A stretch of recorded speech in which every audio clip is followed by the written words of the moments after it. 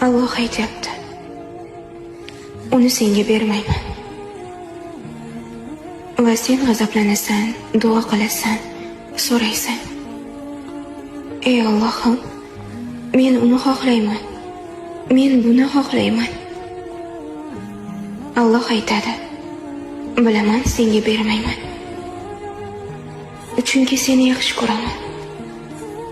Agar senga buni bersam, senga yaxshi bo'lmaydi. Oramizda yaxshi munosabat bo'lmaydi.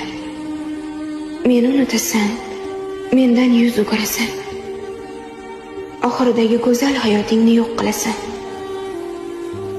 Men senga ma'lum muddat davomida istagan narsalaringga erishishingga yo'l qo'ymayman. Keyin menga kelganingda hamma xohlaganingni beraman.